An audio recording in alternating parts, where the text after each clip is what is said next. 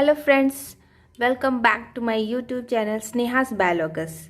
आज हम लोग जो टॉपिक पढ़ने जा रहे हैं वो बहुत इंटरेस्टिंग है, इसलिए अगर आपको हमारा वीडियो पसंद आ रहा है, हमारा चैनल पसंद आ रहा है तो इसे सब्सक्राइब कीजिए और लाइक करना ना भूलें। और अगर आपको ये लगता है कि आपके किसी नज़दीकी के लिए फ़ायदेमंद है तो उसे शेयर भी करना बहुत ज़रूरी है। तो ये जो टॉपिक है वो है एक्चुअली बायोमोलिक्यूल्स से। ये टॉपिक आपके 11th में है। जिन्होंने भी बायोलॉजी लिया है, जिन्होंने भी केमिस्ट्री लिया है, ये दोनों के लिए फ़ायदेमंद थे, क्योंकि बायोमोलिक्यूल्स जो है वो 11th के बायोलॉजी में भी है। और आप जब केमिस्ट्री पढ़ते तो केमिस्ट्री में भी आपको बायोकेमिस्ट्री में बायोमोलिक्यूल्स पढ़ना होता है, जैसे कार्बोहाइड्रेट, प्रोटीन्स, लिपिड एक्सेट्रा। तो ये बहुत इंपॉर्टेंट टॉपिक है। और आप नेक्स्ट जब आप चाहे आप बायोलॉजी के किसी सब्जेक्ट से ग्रेजुएशन कर रहे हैं या फिर केमिस्ट्री से ग्रेजुएशन कर रहे हैं ऑनर्स लेके, तो ये टॉपिक आपको तभी भी हेल्प करेगा। और पीजी जब आप पीजी करेंगे तो भी ये टॉपिक आपको बहुत हेल्प करेगा। तो चलिए हम लोग कार्बोहाइड्रेट्स पढ़ते हैं। सबसे पहले इसका इंट्रोडक्शन जानते हैं। कार्बोहाइड्रेट में सबसे इंटरेस्टिंग थिंग्स क्या है, देखिए, जब भी हम बायोलॉजी पढ़ते हैं तो हमें क्या करना पड़ता है कि उस वर्ड को तोड़ना पड़ता है ताकि हम उसका मीनिंग निकाल सकें। तो हम कार्बोहाइड्रेट को सबसे पहले तोड़ते हैं। तो देखिए, जब हम इसे तोड़ते हैं तो यहाँ दो वर्ड मिलता है, एक कार्बो और दूसरा होता है हाइड्रेट्स। तो इसमें जो कार्बो शब्द है वो किसी और भाषा से लिया गया है और हाइड्रेट शब्द है वो जो किसी और भाषा से, यानी कार्बो शब्द लिया गया है लैटिन वर्ड से और हाइड्रेट शब्द लिया गया है ग्रीक वर्ड से। है ना, ये काफ़ी इंटरेस्टिंग। कार्बो शब्द जो है वो लैटिन वर्ड है और उसका मतलब होता है, उसका मीन्स होता है कार्बन एंड कोल। हाइड्रेट शब्द जो है वो ग्रीक वर्ड हाइड्रो से लिया गया है। ठीक है, hydrates drive from the Greek word hydro which means water, उसका अर्थ होता है वाटर। तो बेसिकली कार्बोहाइड्रेट्स क्या होते हैं, हम सभी जानते हैं कि carbohydrates are the compound of carbon, hydrogen and oxygen. क्योंकि हम आगे जब इसका स्ट्रक्चर के बारे में पढ़ेंगे तो each and every structure of carbon consist carbon, hydrogen and oxygen. That's why we call carbohydrates as the compounds of carbon, hydrogen and oxygen. ठीक है। और सबसे इंटरेस्टिंग बात इसमें यह है कि कार्बोहाइड्रेट्स को नेचुरली हम सिंथेसाइज नहीं कर सकते, यानी हम जो ह्यूमन बींग्स है या फिर हम लोग जितने सारे कंज्यूमर्स हैं वो कार्बोहाइड्रेट्स को नेचुरली सिंथेसाइज नहीं कर सकते हैं। सिर्फ और सिर्फ green plant, blue green algae और फोटोसिंथेसिस बैक्टीरिया जो होते हैं वही कार्बोहाइड्रेट को क्या कर सकते हैं, संश्लेषित कर सकते हैं, सिंथेसिस कर सकते हैं by the process of photosynthesis in the presence of chlorophyll. ठीक है, हम लोग कार्बोहाइड्रेट्स को आर्टिफिशियली बना सकते हैं लेकिन नेचुरली हम लोग उसको सिंथेसिस नहीं कर सकते। तो जब भी हम लोग कार्बोहाइड्रेट्स का इंट्रोडक्शन लिखेंगे तो इंट्रोडक्शन में क्या लिखेंगे कि carbohydrate is made of two words, carbo and hydrates. The first word carbo is a Latin word which means carbon and coal, and the second word hydrates is derived from the Greek word hydro which means water. Okay, so carbohydrates is basically a compounds of carbon, hydrogen and oxygen. यहाँ तक आप लोगों को समझ में आ गया। अब जब हम लोग क्या करते हैं, कार्बोहाइड्रेट्स का डेफिनेशन पढ़ते हैं तो उसमें दो टर्म बहुत मेनली आता है। केमिकली जब हम उसका डेफिनेशन डिफाइन करेंगे कार्बोहाइड्रेट को, दो टर्म आता है। एक आता है पॉलीहाइड्रोक्सी कीटोन और दूसरा टर्म आता है पॉलीहाइड्रोक्सी एल्डिहाइड। तो पहले हम ये जान लें कि आखिर ये पॉलीहाइड्रोक्सी कीटोन क्या है और पॉलीहाइड्रोक्सी एल्डिहाइड क्या है। तो poly it means more than one, hydroxy mean hydroxyl group that is OH। Okay, ketone means ketone group. It means क्या होता है, कार्बोहाइड्रेट एक ऐसा स्ट्रक्चर है जिसमें पॉलीहाइड्रोक्सी कीटोन और पॉलीहाइड्रोक्सी एल्डिहाइड्स पाए जाते हैं, यानी more than one hydroxyl group के साथ कीटोन ग्रुप और more than one hydroxyl group के साथ एल्डिहाइड ग्रुप भी पाए जाते हैं। इसीलिए केमिकली कार्बोहाइड्रेट्स क्या होता है, पॉलीहाइड्रोक्सी कीटोन और पॉलीहाइड्रोक्सी एल्डिहाइड होता है। तो आपको कार्बोहाइड्रेट का इंट्रोडक्शन पता चल गया होगा। नेक्स्ट हम लोग कार्बोहाइड्रेट्स का डेफिनेशन पढ़ते हैं। Chemically, the carbohydrates are polyhydroxy aldehydes or polyhydroxy ketones or the substance which generally give these on hydrolysis and contain at least one chiral carbon atom. तो पॉलीहाइड्रोक्सी कीटोन और polyhydroxy aldehyde का मतलब हम लोग समझ गए हैं। तो कार्बोहाइड्रेट्स में या तो पॉलीहाइड्रोक्सी कीटोनिक ग्रुप होते हैं या पॉलीहाइड्रोक्सी एल्डिहाइडिक ग्रुप होते हैं। और क्या होता है कि हम जब आगे बढ़ेंगे तो जितने भी कार्बोहाइड्रेट्स, चाहे वो मोनोसेक्राइड्स हो, ओलिगोसेक्राइड्स हो या पॉलीसेक्राइड्स हो, तो वो जिन सेक्राइड्स के यूनिट्स से मिलकर बने होते हैं, और जब वो हाइड्रोलाइज करते हैं तो उन्हीं सेक्राइड्स के यूनिट्स को फिर सेपरेट कर देते हैं। तो बिल्कुल इसीलिए इसका एक कॉमन डेफिनेशन क्या होता है कि chemically the carbohydrates are the polyhydroxy aldehyde or polyhydroxy ketonic substances which generally give this on hydrolysis and contain worthless one chiral atom। यहाँ पर हमें chiral carbon atom का के बारे में समझना है कि आखिर ये कायरल कार्बन क्या होता है। ठीक है, तो कायरल कार्बन का सिंपली मीनिंग होता है एसिमेट्रिक कार्बन, है ना। तो एसिमेट्रिक कार्बन का क्या मतलब होता है, तो क्या होता है कि यहाँ पर एक कायरल कार्बन एटम होता है जिससे कि 4 अलग अलग क्या होते हैं, केमिकल ग्रुप्स जुड़े होते हैं। तो it means the chiral carbon atom has 4 different chemical group bonded to it and the group can be arranged into 2 distinct spatial arrangement। और ये अलग अलग अरेंजमेंट क्यों होता है, मिरर इमेज बनने के कारण। एक्चुअली ये जो कार्बोहाइड्रेट्स होते हैं वो ऑप्टिकली काफ़ी एक्टिव होते हैं।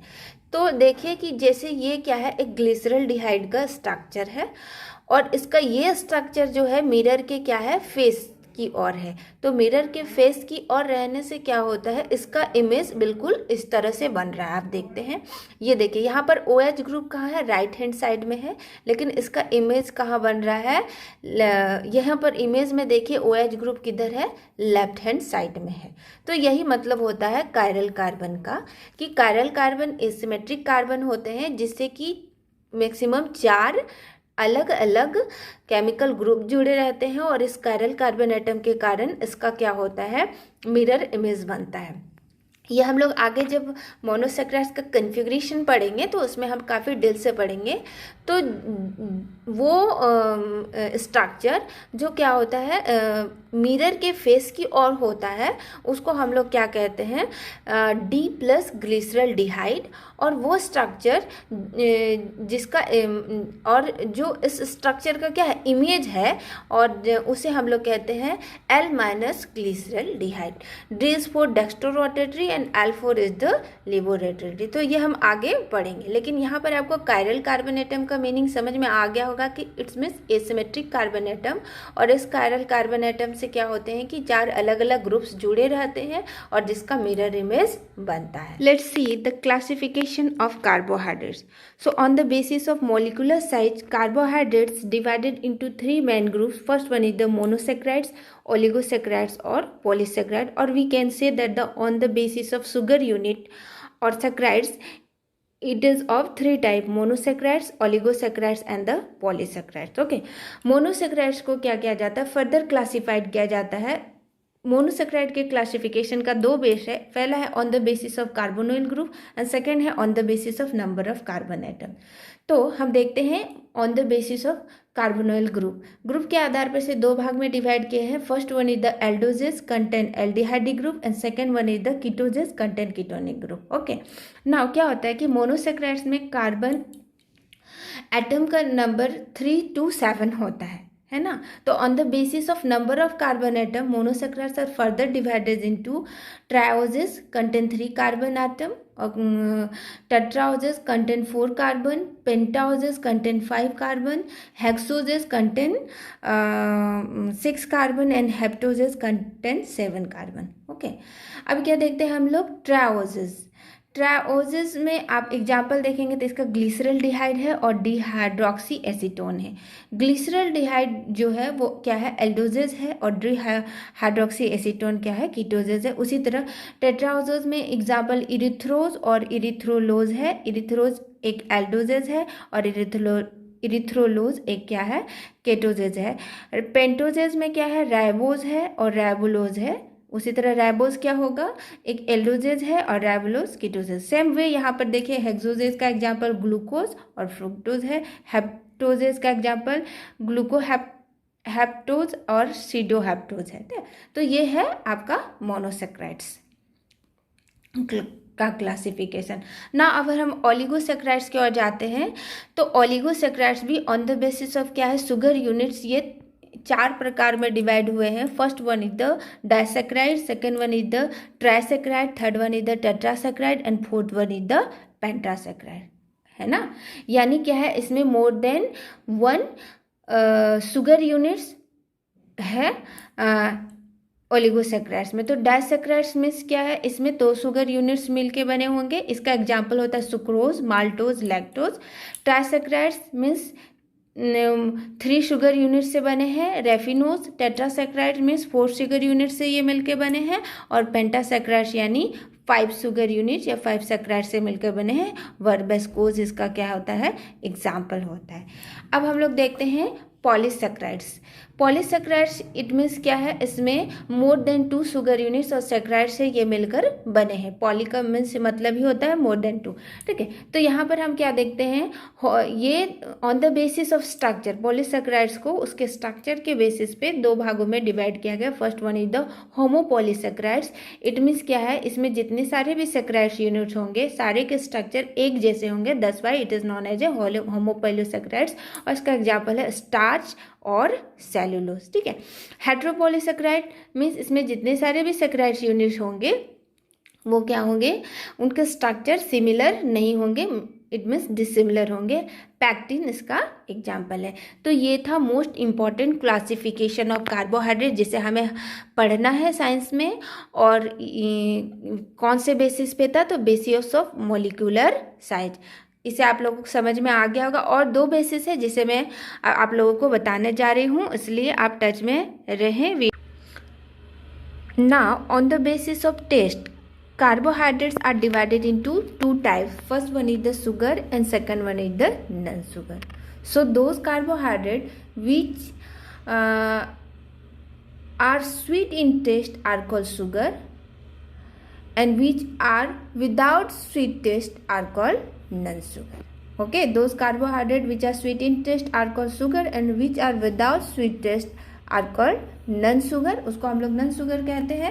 अभी हम लोग को क्या पढ़ना है कि एग्जाम्पल क्या होता है। Generally monosaccharides and oligosaccharides are the sugars, है ना।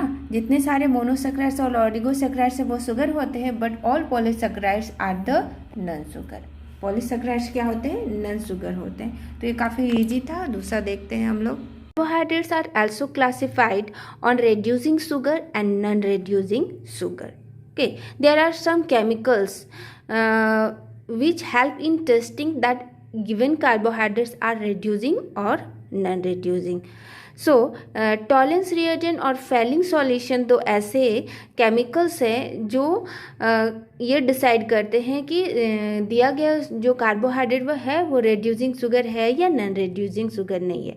सो रेड्यूसिंग शुगर को हम डिफाइन करते हैं carbohydrates which reduce Tollens reagent, that is ammonical silver nitrate and Fehling solution are called reducing sugar, whereas those carbohydrates which do not reduce tolerance reagent and Fehling solutions are called non-reducing sugar.